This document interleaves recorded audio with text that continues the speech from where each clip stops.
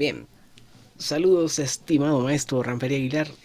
En esta ocasión tengo el grato gusto y privilegio de presentar al gran amigo y al gran maestro Ranfería Aguilar desde EA. Muchísimas gracias Ranferí por aceptar la invitación. Muchísimas gracias por tu tiempo y ante todo porque seguramente vamos a compartir con las personas que puedan tener acceso a este video pues grandes experiencias. Así es que principiando por eso quisiera preguntarte, ¿dónde, cómo y cuándo nace Ranfería Aguilar, el músico, el compositor, el intérprete, el cantautor, el gestor, todo lo que es Ranfería Aguilar? Así es que, estudio el micrófono.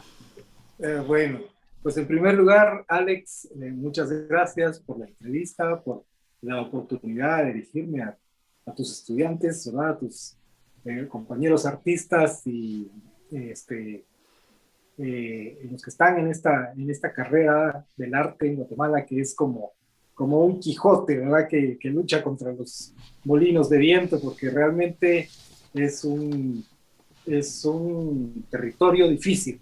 Yo sé que el arte es algo difícil en todo el mundo, ¿verdad? Uno dice, bueno, si yo tal vez viviera en Noruega o tal vez viviera en Estados Unidos o en Canadá, sería más fácil. Y la verdad es que no es tan cierto, ¿verdad? Todos lados tiene su dificultad y lo único que pienso yo, ¿verdad?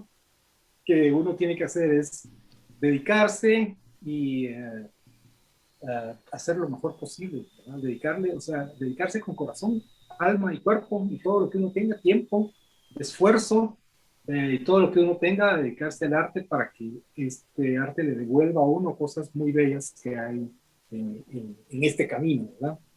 Entonces, respondiendo concretamente a tu pregunta, eh, Ranfería Aguilar, yo nací en 1960 en Guatemala, soy puro chapín, eh, en la música, pues siempre me gustó la música. Mi hermano, que es como 8 años más grande que yo, fue el que nos inició, digamos así, en la música cuando nosotros estábamos pequeños con mis hermanos. Él era un poco mayor y nos enseñaba la música de los Beatles y los Rolling Stones y los Beach Boys y toda esa música que creo que tal vez no conocen ustedes, o algunas sí, otras no, no sé. Pero lo cierto es que él nos decía, miren, oigan esto. Y yo, pues sí, qué bonito, no, pero oigan los coros, oigan las armonías que hacen los coros. Yo, bueno, sí, ¿verdad que no? ¿Cuáles son los coros, verdad? Entonces, era empezar ese primer acercamiento con la música fue algo muy bonito, ¿verdad? De lo que yo guardo muchos recuerdos y conocí mucha música en esa época que obviamente yo era mucho más pequeño y mis compañeros de colegio y todo no tenían idea de eso, pero nosotros tuvimos la fortuna de ir conociendo ya la música a través de eso, ¿verdad? Y mi papá, que era muy fanático de la música clásica, entonces mi papá y mi tío se juntaban y oían la Sinfonía 1812 de Tchaikovsky y lo ponían en sus bocinas y, ¿verdad? Aquellas sesiones interminables, se tomaban un su jaibolito, le llamaban ellos, ¿verdad? Yo creo que no sé si, creo que ya no se dice así, ¿verdad? Pero se tomaban su traguito y se perdían en la música. Y yo decía, pero ¿qué están haciendo, verdad? ¿Cuál es el disfrute que tienen ellos al estar escuchando la música? Por cierto, mi papá y mi tío y todos mis tíos, ninguno estudió música. La música fue prohibida en mi familia porque tuvimos un tío abuelo, que te voy a contar de eso un poco más tarde, compositor de los años 30, 40, no estoy seguro, ¿verdad? Ya sé Bosbelí quién Aguilar, es, Don sí, Gosbeli pues Aguilar. Bosbelí Aguilar, que hizo muchísima música, él la componía en piano y luego la trasladaba a la marimba porque era lo que la gente, la manera de cómo promover sus obras, ¿verdad? Sus composiciones. Y tuvo una vida muy prolífica en cuanto a la composición musical. Por cierto, murió muy joven. Y por eso mismo, porque parece que entre una de sus debilidades le gustaba mucho el alcohol. tomar, ¿verdad? Y entonces hubo muchos problemas en la familia por eso, él tuvo muchos problemas con sus familias, con sus hijos, todo, etcétera. No voy a ahondar en el drama, pero lo cierto es que mi abuelo, hermano de Bosdelí, le echaba la culpa a la música. Entonces prohibió que todos sus hijos, todo donde él pudiera, no aprendieran nada de música. Estaba prohibido, ¿verdad? Pero obviamente ellos lo traían en la sangre, ¿verdad? Y entonces resurgió en la siguiente generación. Entonces yo, mis primos, mis hermanos, todos aprendimos algo de música y nos encanta la música. Y es más, es un vínculo, nos sirve mucho de vínculo entre mis hermanos. Hablamos de música, es un tema en común. Qué bonito poder tener un tema en común donde la gente no salga peleando, digo yo, porque si hablamos de política salimos peleando, si hablamos de fútbol salimos peleando, si hablamos de cualquier cosa, ay, Dios mío, tiene uno que escoger los temas. Pero en la música somos hermanos, volvemos a ser hermanos, ¿verdad? Y empezamos a recordar música vieja, oímos otra música nueva, cada quien propone, alguien saca la guitarra, alguien toca el piano, y es una manera de compartir muy hermosa. A mí, en lo personalmente, también me sirvió mucho de vínculo con mi papá. Mi papá era una persona muy seria, hablaba poquito, le costaba, digamos, entablar una conversación con nosotros, con sus hijos, ¿verdad? Era una persona muy seria, muy que quería dar el ejemplo, era una persona así como muy disciplinada, era un tipazo, pues, ¿verdad? Pero le costaba, le costaba comunicarse y a través de la música pudimos tener una relación muy bonita, ¿verdad? A él le encantaba la música clásica y ya pasándome a otro campo y respondiendo un poco a tu pregunta, él fue el que me dio la oportunidad, me compró una guitarra, me dijo que era buena idea estudiar guitarra clásica, que si yo a mí me gustaba la música, yo quería ser Rolling Stones y los Beatles, ¿verdad? Yo quería ser el siguiente Mick Jagger o Paul McCartney, qué sé yo. Lo cierto es que me dijo que era importante que conociera las bases de la música. Entonces debería estudiar música clásica y a unas cuadras de la casa. Por cierto, ya no vivíamos nosotros en Guatemala, sino en Bolivia. Había una academia de guitarra de un profesor brasileño que fue el que primero me dio clases y él me enseñó las bases de la música, ¿verdad? Me acuerdo que fue para mí muy frustrante porque yo vi a mi primera clase con mi guitarra, la saqué de la funda, la puse ahí y me dijo, sí, deja tu guitarra, aquí te voy a dar este cuadernito de solfa y tienes que llenar la escala de do y no sé cuántos, y me pasé toda la clase escribiendo notas y no sé qué teorías, y bueno, se acabó la clase, ahí bien, nos vemos la próxima semana, yo me quedé con mi guitarra, pero hoy, y no la toqué siquiera, muy frustrado, pero son experiencias que después a uno le sirven, porque todo el conocimiento que aprendí aprendiendo música de guitarra, música clásica, después me sirvió muchísimo, ¿verdad? Muchísimo. Así empecé como guitarrista, ¿verdad? Luego seguí como compositor, o sea, claro, dando las primeras, inventándose los primeros acordes que no sabía ni qué era lo que estaba tocando, pero yo componía piezas para guitarra. O sea, componía, según yo, guitarra clásica y hacía piezas. Y le ponía, no me acuerdo ni cómo se llamaban, ¿verdad? Pero eso era lo que yo hacía. Y eso era lo que a mí me gustaba hacer. O sea, en el fondo yo tenía como un espíritu creador. Y creo que cada quien en el arte tiene una función, a veces no son todos iguales, ¿no? Yo Claro. conozco gente que son excelentes músicos, por eso una partitura y tocan cualquier cosa, y los admiro mucho por eso. Sin embargo, no son creadores. Y yo al principio no entendía cómo es posible que una persona con esa capacidad musical no pueda crear. Y siempre era una respuesta así como que no, es que eso no es lo mío. Yo toco lo que sea o hay gente que hace arreglos o hay gente que después de estudiar eso cambian su línea y trabajan en un estudio de audio estudian acústica, etcétera, ¿verdad? Y es muy común pensar que uno cuando estudia música sueña con algo y en la vida el camino va cambiando y paran trabajando de otra cosa. Por Claro. eso creo que es muy importante cuando uno empieza a estudiar, que pueda estudiar y aprender todo lo que uno pueda, porque después le toca de repente a uno cambiar ya en la necesidad de trabajo, de poder buscar una manera de mantenerse, de mantener a su familia y todo. De repente le sale a uno una oportunidad y si no te preparaste no lo puedes hacer. Inclusive hasta dar clases, ¿verdad? Dar clases de tu instrumento. Si no te preparaste no puedes hacerlo. Entonces, en fin, eso fue como compositor.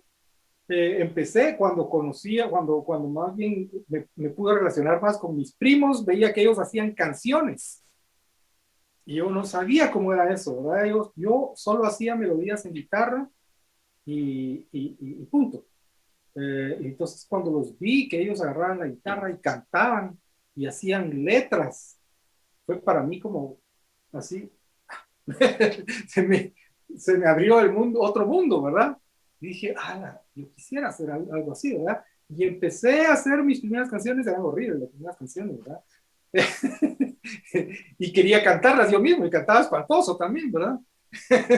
Pero eso me nacía, eso me ilusionaba. Y empecé a hacerlo, y empecé a hacerlo, y aunque no era bueno, como mis primos, como lo hacían, ¿verdad? Lo seguí haciendo y lo seguí haciendo, y hasta después de varios años empecé a ver los primeros fotos, ¿verdad? Eh, y algo también que me preguntaste, bueno, pues la etapa de músico, la etapa de compositor empezó desde ese momento. Y hay una cosa, última cosa que quiero decir de los compositores. Después me fui dando cuenta que un compositor tiene esa característica de poder crear que es muy especial y, pero también que se puede cultivar. Esa capacidad de componer es como un músculo. Mientras uno más lo practica, más va uno aprendiendo. Y es de las pocas cosas que yo creo que no se pueden enseñar realmente. O sea, sí se puede agarrar ciertos tips, sí se pueden aprender ciertas cosas técnicas en teoría, pero lo que más importa o lo más importante para un compositor es tener esa capacidad de desarrollar esa intuición que te hace crear melodías, que te hace crear obras, que te hace imaginar cosas que salen aparentemente de la nada.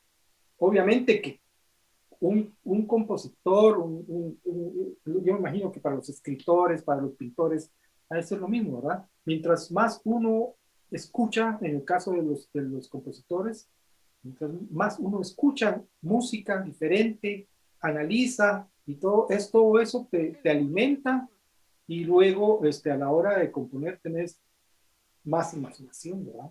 Tu imaginación se expande y puedes hacer cosas diferentes tomando todo lo que uno ha escuchado, ha visto.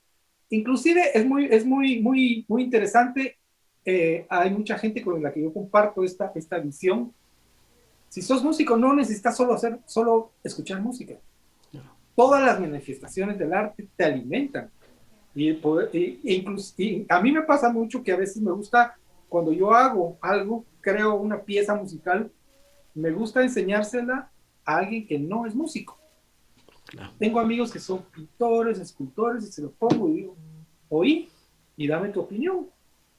Y te dan una opinión mucho más, creo yo, bueno, no no quiero generalizar, pero muchas veces esos artistas, ese tipo de artistas que no saben, que no controlan toda la técnica musical, te hablan del arte, de lo que están escuchando, te hablan de eso que les hizo sentir, de eso que les hizo imaginarse, de eso que los hizo soñar.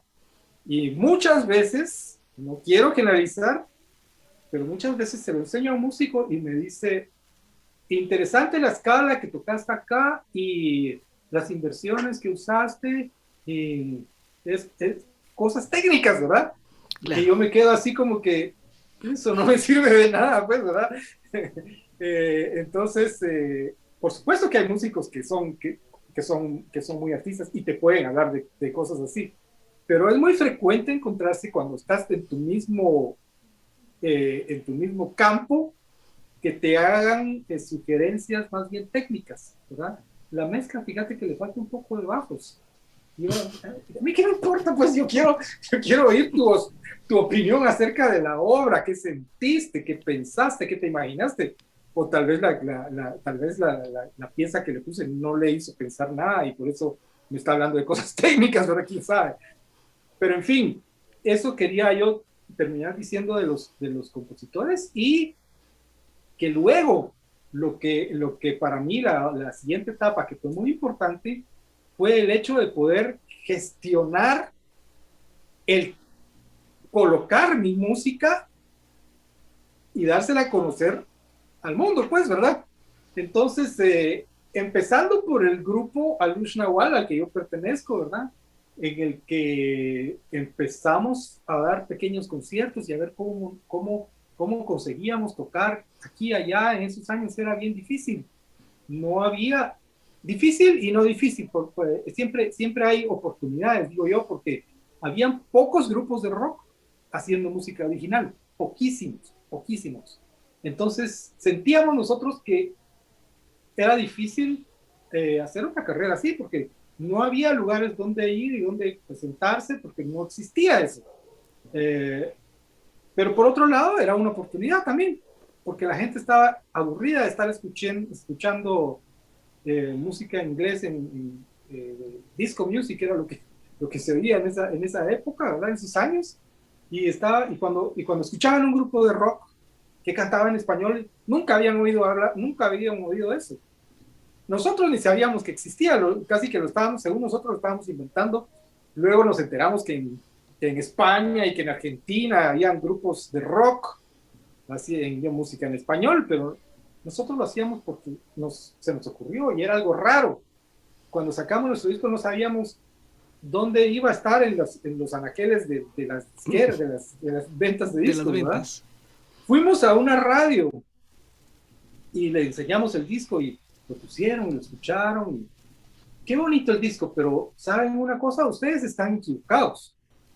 El rock, si ustedes quieren hacer rock, tienen que hacerlo en inglés. El rock se hace en inglés.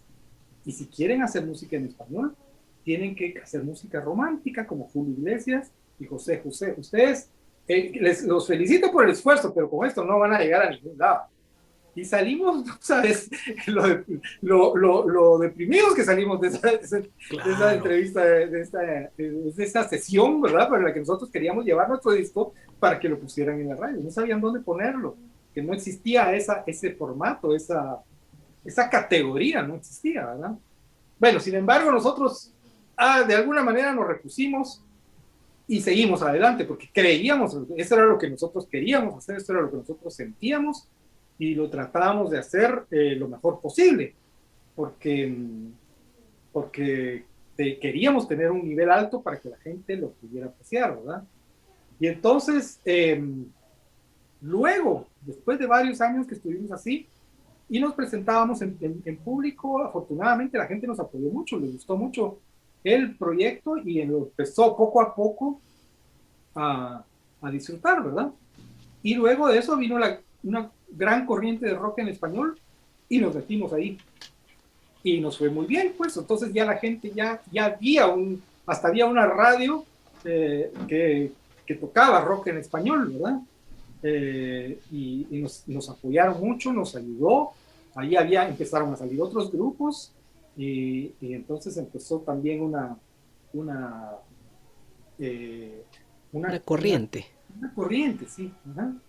Y, pero para todo eso era importante el hecho de que poder gestionar cosas para que vos puedas dar a conocer tu música, ¿verdad? Y y luego pues, contactar una disquera, averiguar cuáles son los pasos que da un grupo o un músico para poder hacerlo profesionalmente, ¿verdad? Claro. Buscar una disquera, buscar un productor, buscar asesorarse de los mejores equipos, todo ese trabajo es muy importante hacerlo, aparte del trabajo puramente musical, ¿verdad? Claro. Luego, con los años, te cuento que yo después, hubo un espacio como de 10 años en los que no tocamos con Alush, nos disolvimos prácticamente el grupo, y cada quien hizo sus proyectos por solitario, ¿verdad? Entonces yo hice un proyecto que se llamó El Hacedor de Lluvia, que era una música muy diferente a lo que era el rock que estaba haciendo con Alush. Esto era una música más bien poco experimental, era rock, no, era etnofusión, o sea que tomar elementos étnicos y mi interés era como rescatar los sonidos ancestrales de los mayas, ¿verdad? Entonces empezar a buscar, yo empecé a buscar en ese momento, no sabía, era total ignorante de lo que era la cultura maya, pero en el fondo la tenía en el corazón, ¿verdad? Entonces empecé a juntarme con etnomusicólogos, gente experta, ¿verdad? Me recuerdo que fui con el doctor Arribiaga a preguntarle, así, mira, puro ignorante, ¿verdad? Mira, qué instrumentos eran los que usaban los mayas, ¿verdad? Y me empezó a contar y todo, ¿verdad? Yo, mira, y usaban tambores. Y cuando me dijo, sí, claro que usaban tambores, yo dije, ay, qué bueno, porque qué difícil hacer música sin tambores, ¿verdad? Total que empecé a hacer ese experimento y, y me arriesgué, me tiré así, mira, de clavado, sin saber si había agua abajo, ¿verdad? Sí, me tiraba, a mí aquí venía un río y yo dije, aquí tiene que haber agua abajo, así que me tiré, me lancé de cabeza pero lo más importante, lo que más satisfacción me dio, es que yo hice ese primer material eh, con la premisa de que iba a ser mi música como me lo dictaba mi corazón, no como voy a hacer música New Age porque eso está de moda, ¿verdad? Y le va a gustar a esto y lo van a poner en estos cafés y no sé, ¿verdad? ¿Me entendés? Pensando en que esto tal vez le pueda gustar a la gente en Europa o qué sé yo, ¿verdad? No, lo hice así totalmente, esto es lo que yo quiero hacer, quiero sacarlo desde el fondo de mi corazón porque lo tenía muy guardado.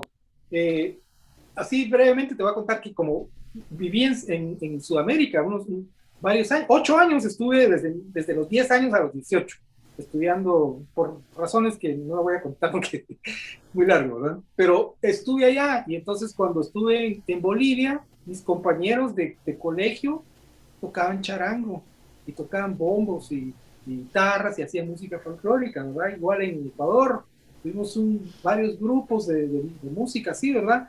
Y después, bueno, ahora tocamos las guitarras eléctricas y tocábamos rock, ¿verdad? Era algo natural y eran las dos cosas. Cuando vine a Guatemala, no encontré eso. Yo, entre el círculo de gente con la que yo estaba, no encontré eso, ¿verdad? Estaba el rock, y la música folclórica era la marimba, y yo la sentía tan así como que era kilómetros de distancia, ¿verdad? No tenía ninguna relación con lo que nosotros hacíamos ni nada. Sí teníamos esa admiración por la cultura maya, siempre, ¿verdad? Hombres de Maíz, digamos, del primer disco, había hasta Hombres de Maíz y el segundo Conquista, y etcétera, ¿verdad? Y usábamos chirimías y todo, pero era muy en rock, ¿verdad? Era un detallito, era una pinceladita, ¿verdad? Entonces yo tenía, todos esos años que estuve, la primera etapa de Lush, tenía yo como guardada esa fuerza, ¿verdad? Que yo decía, ¿dónde está la música maya? Yo la quiero interpretar, yo la quiero conocer, yo la quiero recrear, qué sé yo, ¿verdad?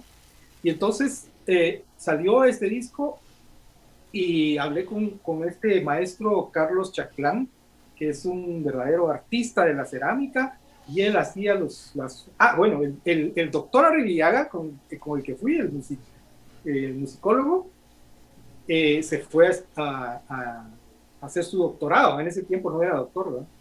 Se fue a hacer su doctorado en musicología en España, y yo tenía ganas de hacer estos experimentos y él me recomendó a Carlos Chaclán. Mira, te voy a recomendar, porque él hizo una pequeña presentación y tocó con él.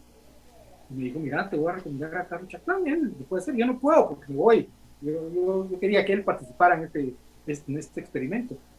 Pero en fin, eh, esta persona es de Totonicapán, es maya blanca, es indígena. Y entonces me pareció que era algo fabuloso, pues hacer como una etnofusión, pero de verdad, o sea, no era como, qué bonito, ¿verdad? Los ladinos haciendo música de mayas, no era eso, sino que era ladinos con indígena y haciendo una música en conjunto, que eso es para mí muy valioso, porque es como nosotros deberíamos aprender a tener, así como es ese proyecto en el arte, esa misma respuesta deberíamos tenerlo en la sociedad, ¿verdad? Ser Claro. integrados, ser una sociedad integrada, no cada quien por su lado. Pues en fin, esta persona, por el hecho de que hacía cerámica, conocía a una ceramista noruega. Y entonces vino Carlos y le dio el disco. Mira, oí esto. Ah, bueno, sí lo voy a oír, ¿no? Y le gustó el disco. Y entonces, de repente, un día porque ella venía a hacer obra aquí a Guatemala y venía mucho a Huacatán y a varios lugares, a ayudar a la gente y todo, pero siempre también con su cerámica, era artista también de cerámica y se hacía sus platos y sus esculturas y esto. Y entonces, hasta que un día, me dijo, miren, yo tengo un proyecto allá en Noruega. Es un proyecto de enseñar la cultura guatemalteca en colegios. Y si ustedes quieren, pues podemos hacer un experimento, ¿verdad? Y para no hacer la historia, nos fuimos a Noruega, ¿verdad? Un mes en Noruega alimentarnos todos los días, nos íbamos a tocar a los colegios, los niños no sabían hablar español, por supuesto, ¿verdad? Nosotros no sabíamos hablar noruego, y apenas y en el mal inglés medio nos entendíamos, pero la música fue lo que nos hizo comunicarnos con ellos, ¿verdad? Y entonces nosotros llevábamos los instrumentos, las tortugas, los instrumentos de barro, y se los tocábamos y después se los enseñábamos a ellos y ellos tocaban con nosotros y después hacíamos un evento más tarde para todo el colegio con ese ensamble todos los días, ¿verdad? Nosotros llegábamos y armábamos, nosotros mismos armábamos las bocinas, los monitores y los micrófonos y bueno, vénganse los niños, ¿verdad? Y tocábamos y hacíamos un taller como de 2, 3 horas y después, temprano, ¿verdad? Y después a mediodía, con esos niños hacíamos un performance para el colegio, ¿verdad? Y entonces tocábamos delante del colegio y eso era lo de todos los días por un mes, ¿verdad? Y entonces eso es lo que uno de repente tuvimos que aprender en el camino, cómo gestionar, vuelvo a eso, ¿verdad? Teníamos que gestionar, porque la señora esta nos dijo, sí, podríamos hacer esto, pero ustedes tienen que hacer un proyecto. Entonces, escriban un proyecto y pongan todos los objetivos y todo, ¿verdad? Y entonces yo voy a ver qué hago. Y entonces tuvimos que agarrar papel y lápiz y ver cómo se hacía un proyecto para poder enseñárselo a una fundación allá, ¿verdad? Y que nos ayudara, que nos patrocinara los pasajes, la estadía. Por supuesto que la estadía no eran hoteles así de 5 estrellas, ¿no? Nosotros íbamos y íbamos a la casa de ella o a la casa de los amigos de ella, que eran gente que pagaban para ayudar a Guatemala y hacían proyectos, ¿verdad? Eran como ONGs, digámoslo así, aunque no eran tan formales como una ONG con papelería y todo. Ellos lo hacían porque ella estaba enamorada de Guatemala y le contaba a sus amigos noruegos, los amigos noruegos le daban dinero y ella se venía y hacía proyectos, se iba a los pueblos y les compraba una camioneta, les compraba un pick-up que necesitaban, qué sé yo, ¿no? Y entonces así ella sí tenía, o sea, sí tenía el apoyo de otra entidad, y nosotros teníamos que gestionar ante ellos para que ellos nos avalaran, ¿verdad? Y nos dijeran, bueno, si este proyecto está bien fundamentado, están los objetivos, y después tuvimos que presentar un informe para ver qué es lo que habíamos logrado con eso, ¿verdad?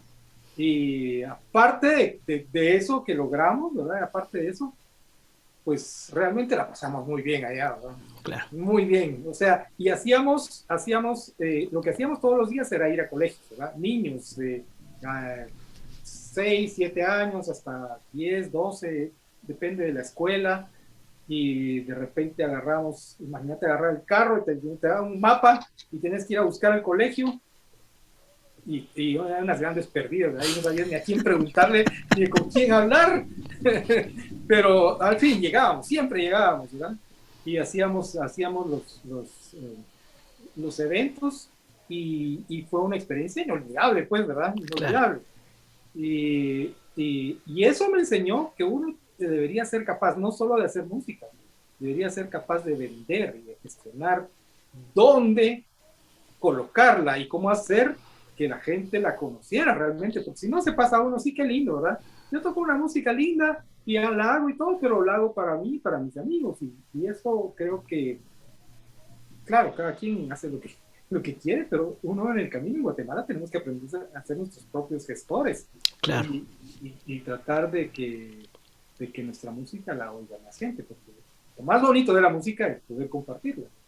claro, claro. Así que, ¿qué resumen el que te hice, ¿verdad? No, no, pero estuvo muy bien porque yo creo que te anticipaste a una información que más adelante te iba a requerir. Y justamente aquí el objetivo de esto es también conocer a Ranferi Aguilar en sus diferentes facetas, y mira qué mejor exposición la que nos hiciste. En este caso, así muy focalmente, ¿cómo consideras que el movimiento musical en Guatemala, hasta ya nos hiciste una retrospectiva de lo que estaba antes, Sí, sí, sí. de cómo era? Y efectivamente yo recuerdo los principios de Alush Nahual, cuando arrancó, yo estaba patojo, y, Yo y se, también. sí, sí, ustedes estaban bien patojitos, sí, yo los recuerdo, a los muchachos, y bueno, al pasar de los años pues tuve el privilegio de compartir algún escenario, y qué honor y qué Sí, dicha. eh, y nacía también de esa idea de cuando yo era jovencito, ala, yo quisiera tocar como ellos o con ellos o algo así, y mis sí, sí, sí. compañeros se reían porque decían, no, mira, si son unas estrellas iluminarias, y por esa razón es que yo me siento tan privilegiado de tener amigos como en este caso tu persona. Pero entonces ahora la pregunta es, eso fue antes, el ahora, ¿cómo consideras que, o cómo miras el movimiento musical en Guatemala hoy, febrero 2022? Pues mira, yo creo que el avance ha sido increíble.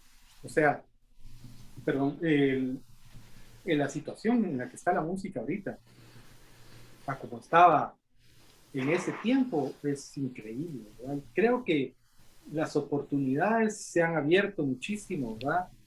En primer lugar, hay más lugares donde aprender, tanto música popular como música seria, ¿verdad? Eh, también la facilidad que hay con las comunicaciones, ¿verdad? Uno Claro, puede encontrar en el Internet, puede encontrar de todo, hasta cursos de guitarra fácil, hasta cursos completos, hasta universidades que dan sí, tutoriales, clases, ¿verdad? Tutoriales de toda tutoriales clase, de toda naturaleza. de toda naturaleza, sí. Y entonces yo he visto gente que se ha superado, pero increíblemente, ¿verdad? Que ha Claro, tenido la facilidad cuando nosotros, cuando sacábamos una canción, teníamos que agarrar el vinil, ¿verdad? Agarrar la aguja y escucharlo. Y cabal levantar la aguja cuando hacía el acorde que uno quería buscar para que se le quedara grabado en la cabeza, y tratar de buscarlo. Y no había ninguna otra manera. No había ni siquiera podías ver, no había videos que pudieras verlos ni en la tele. Y si pasaban en la televisión, pasaban así, ¿verdad? Y claro, yo, claro. Y probablemente no era el acorde que querías.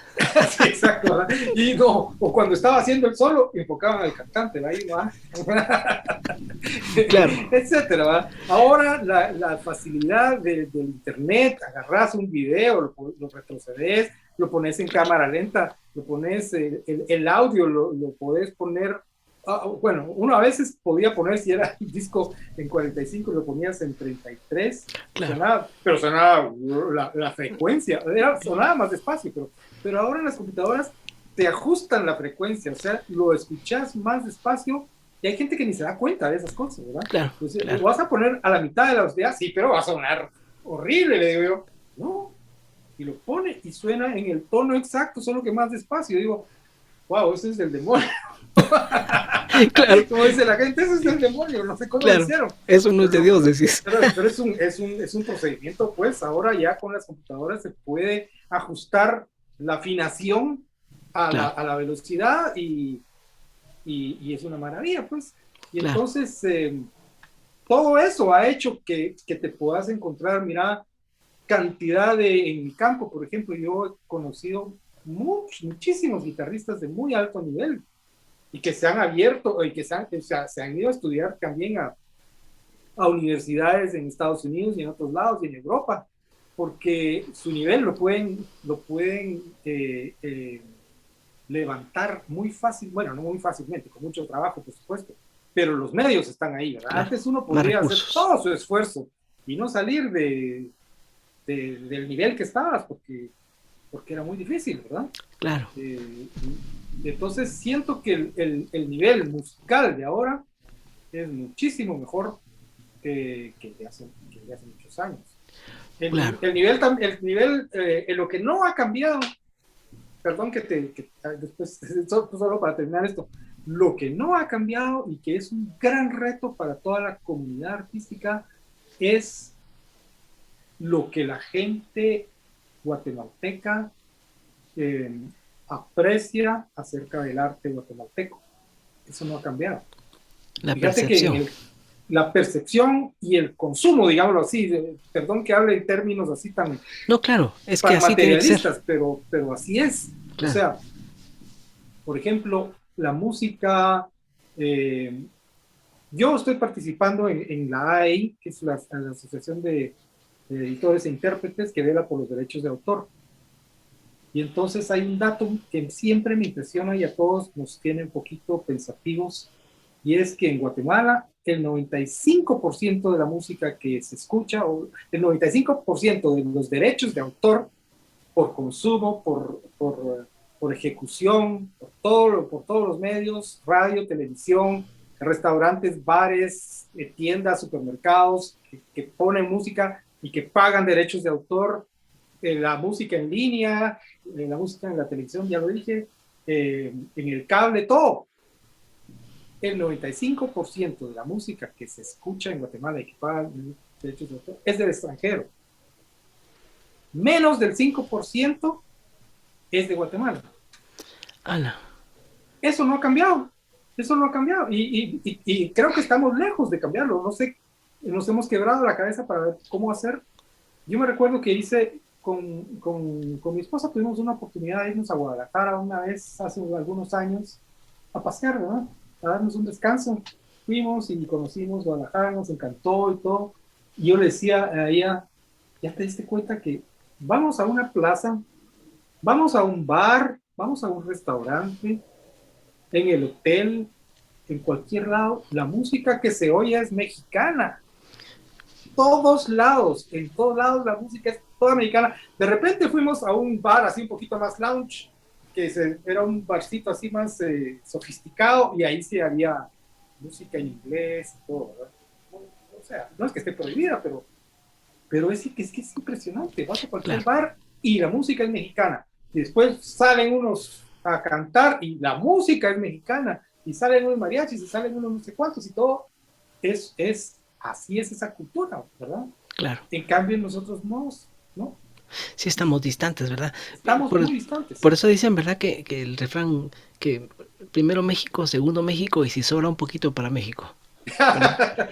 Así es que sí, así es. Y tenés razón, ¿verdad? Hay malinchismo y hay cosas también que están arraigadas y que pues pareciera Y increíble. antes decía, perdón, solo antes decían que era porque la música era mala. La música de Guatemala era fea, o estaba mal tocada, o estaba mal grabada, o cualquier cosa.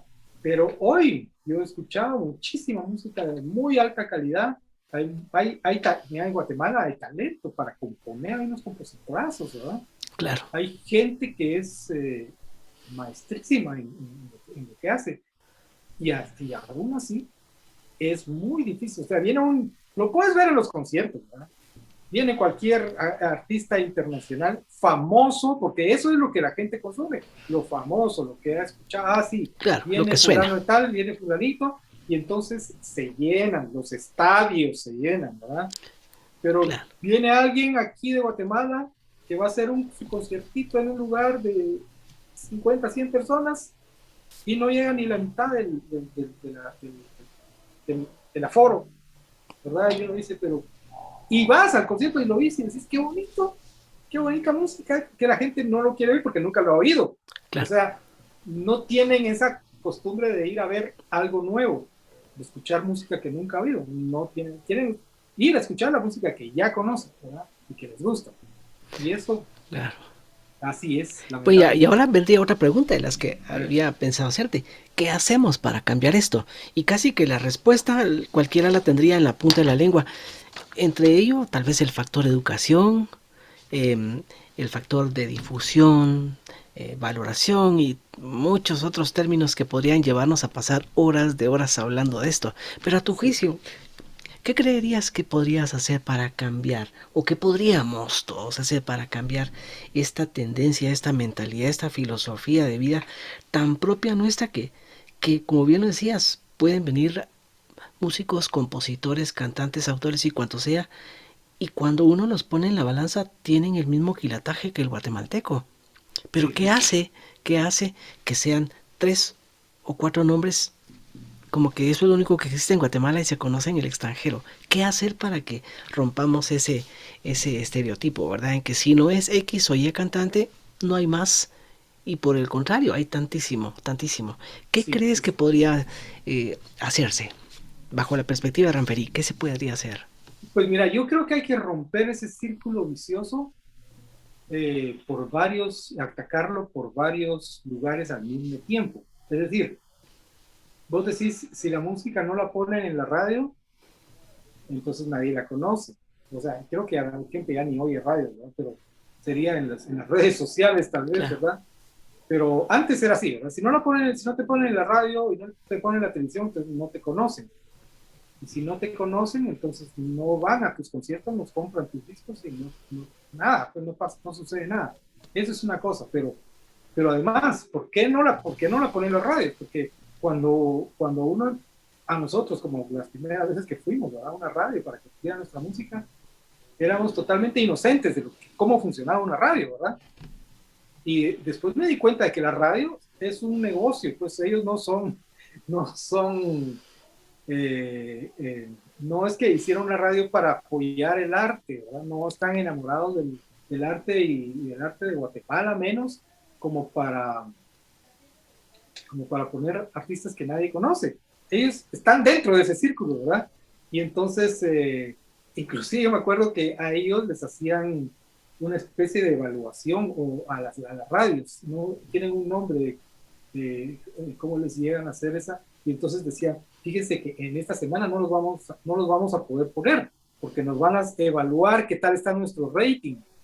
Y si sí los pues. ponemos a ustedes o a los, pues no éramos solo nosotros, sino que si ponemos a los músicos nacionales, el rating se nos va para abajo. Entonces, esta semana sí no los vamos a poder. Y entonces te dabas cuenta, ellos no es que lo hagan porque son malos guatemaltecos, lo que pasa es que ese es su negocio, ¿verdad? Claro, Ellos tienen que elevar sus ratings y compiten con otras radios, ¿verdad? Y los anunciantes también, esa es otra historia, ¿verdad? Los anunciantes quieren promocionar cosas que sean exitosas y las cosas son exitosas, son las que son famosas, las que todo el mundo conoce.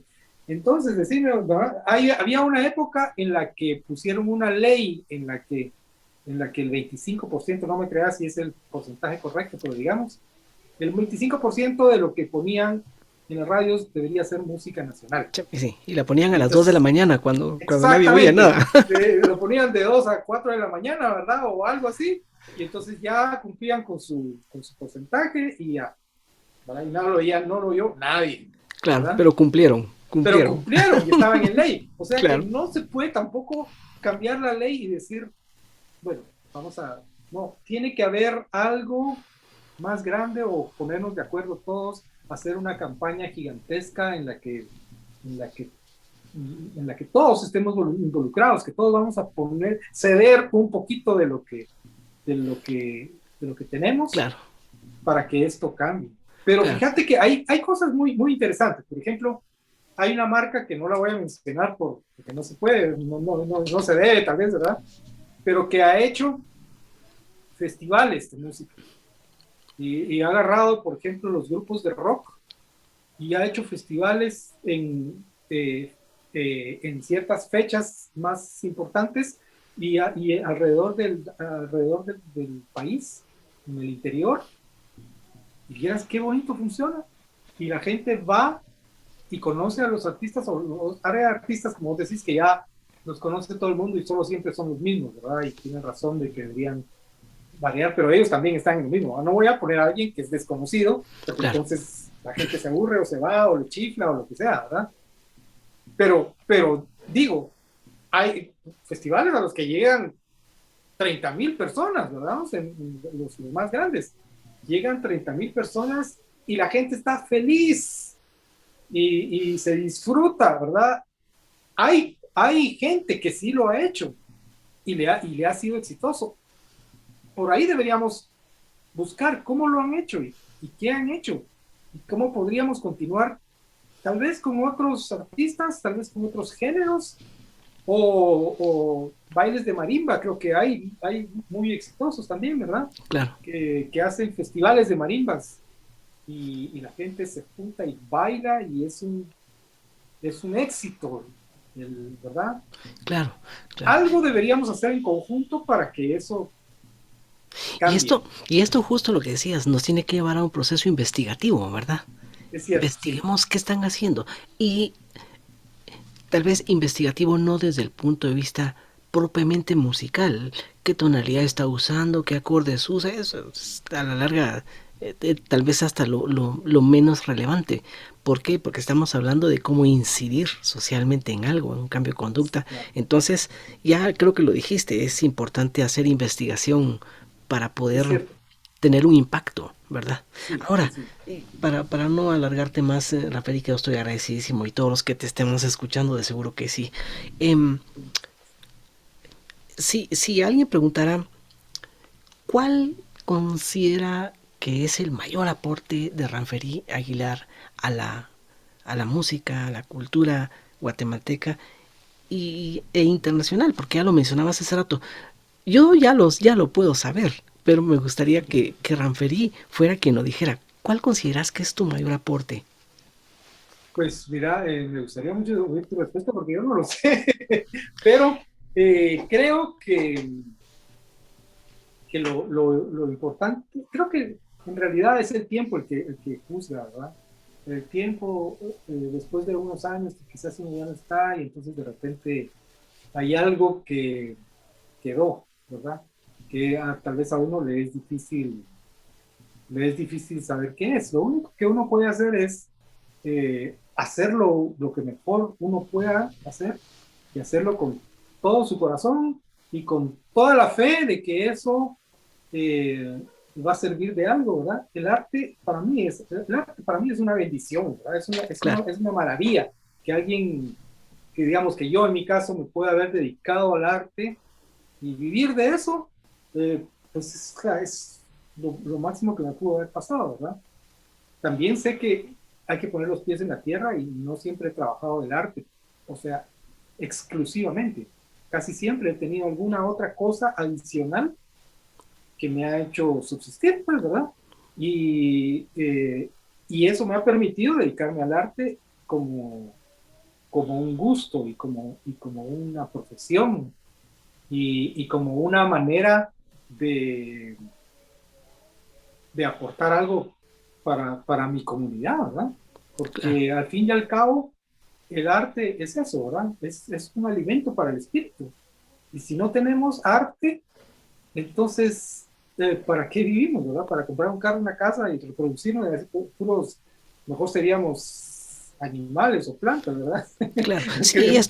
y esto es aristotélico y platónico, ¿verdad? Porque Sí, esto no es nada nuevo. Ya sí, sí, desde sí, los sí. helénicos, desde los griegos se hablaba que la educación era eso, buscar la belleza y el Claro, arte, buscar el arte en la forma de convivencia. sí, Eh, bueno, sí, yo decía que casi que lo sabía porque la propuesta de la etnofusión musical, eh, la originalidad, eh, la proactividad, todos estos son detalles y características que no cabe duda que la contribución que has hecho una vez salís del país y dicen, él viene de Guatemala, y yo entiendo lo que estabas diciendo, porque en alguna ocasión tuve la suerte también de salir a este mismo lugar, y me a decían, Noruega. sí, sí, y me decía, ¿usted de dónde? ¿De Guatemala? Guantánamo, no, no, no, Guatemala. ¿Y dónde es Guatemala? Porque son pequeños nombres que se oyen, ¿verdad? Y justo lo que Sí, sí, decías, sí. la música, yo tampoco hablo noruego y el escaso inglés nos sirvió para poder tocar con un pianista en una invitación que no iba como específicamente como músico. Pero sí, el tema es cuando uno llega y Guatemala es pequeño desde esos países, ¿verdad? Entonces, Sí. regresando y acercándose uno un poco más, te das cuenta de que necesitamos que haya muchos Ranferís Aguilar aquí en Guatemala. Muchas gracias, Bueno, definitivamente. y para concluir, eh, en lo referente a la educación musical o a la música como general, ¿cómo consideras que ha sido la gestión al día de hoy? ¿Ha habido apertura? Es decir, ahora, porque ya lo mencionabas, antes era casi que ir a mendigar para que le escucharan, para que le dieran un espacito en el escenario, para que le dieran un, no sé, antes era casi que eso. Pero ¿consideras que ha cambiado? ¿Cómo es ahora la gestión cultural? ¿Hay espacios más abiertos?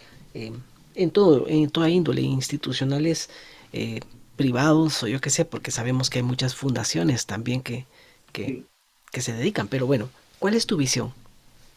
Pues mira, yo creo que sí ha mejorado mucho. Hay muchas entidades que apoyan, entidades del Estado como ADESCA, por ejemplo, que apoya proyectos artísticos.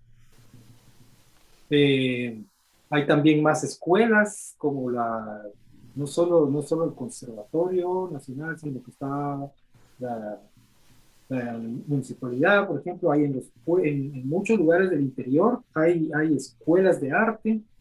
eh, Eso ha mejorado mucho, digamos, la educación. En cuanto a educación, por supuesto, se puede hacer muchísimo más, ¿verdad? O Claro, sea, vas a se otros debe, países, se debe va- hacer vas, muchísimo. vas a, vas a otros países y decís, ay, qué diferencia, ¿verdad?